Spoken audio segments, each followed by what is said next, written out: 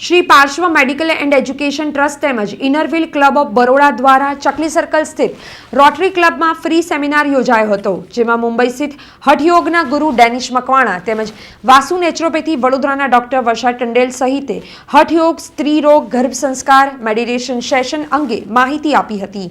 Shri Parshva medical and education trust अंतर्गत विविध समाज उपयोगी प्रवृत्तियां हमेशा करते रहते हैं और अभी हमने 2 दिन के लिए इनरव्हील क्लब ऑफ बरोड़ा के सहयोग से और सुभानपुरा गार्डन ग्रुप योग का जो ग्रुप है उसके सहयोग से हम लोगों ने 2 दिन का फ्री मेडिकल सेमिनार का आयोजन किया गया है, जिसमें विविध तरीके के सब्जेक्ट है। क्लासिकल हठा योगा है, गर्भ संस्कार है, cause of disease and suffering है, वुमेंस हेल्थ है और मेडिटेशन सेशन भी करवा रहे हैं लोगों को और साथ में उनको हिप्नोसिस का भी एक सेशन करवाएंगे।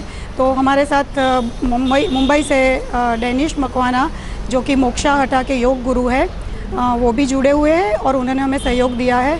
और वासु नेचुरोपैथ जो है उनके डॉक्टर वर्षा टंडेल है, वो भी आज अपना ज्ञान इधर प्रदर्शित करने वाले हैं।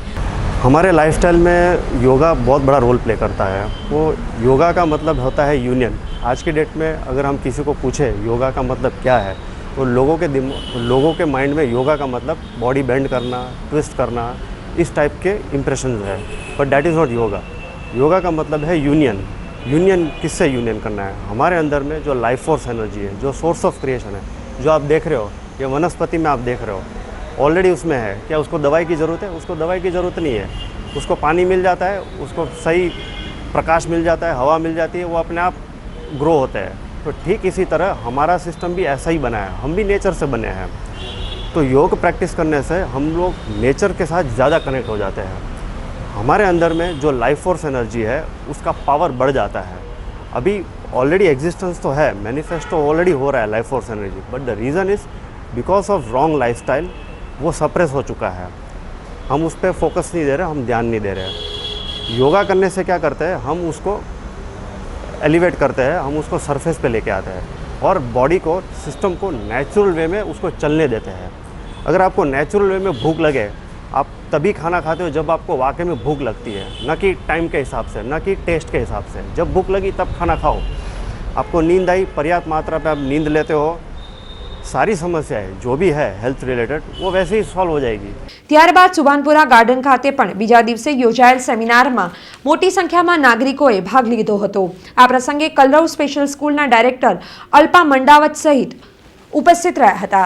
जो आज की लाइफ में है, बच्चों को भी स्ट्रेस रहता है और बूढ़े को भी स्ट्रेस रहता है, तो स्ट्रेस से कैसे दूर रहा जाए, तो हम डाइट और योग के बारे में सबको बताया और वो कैसे डाइट कैसे हेल्पफुल रहता है कि पूरे डेली स्केड्यूल में कितना खाना चाहिए, कैसा खाना चाहिए, इसके बारे में बताया।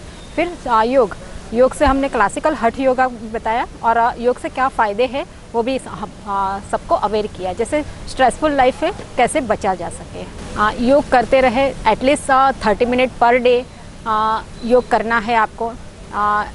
जैसे जंक फूड अभी डाइट के बारे में बहुत बच्चों को भी है, बूढ़े को भी है, पिज़्ज़ा बर्गर ये सब चल रहा है, तो उससे थोड़ा हम नेचुरल डाइट के तरफ बढ़े, जैसे फ्रूट्स और नट्स खाए, कुक मिल्क थोड़ा कम खाए।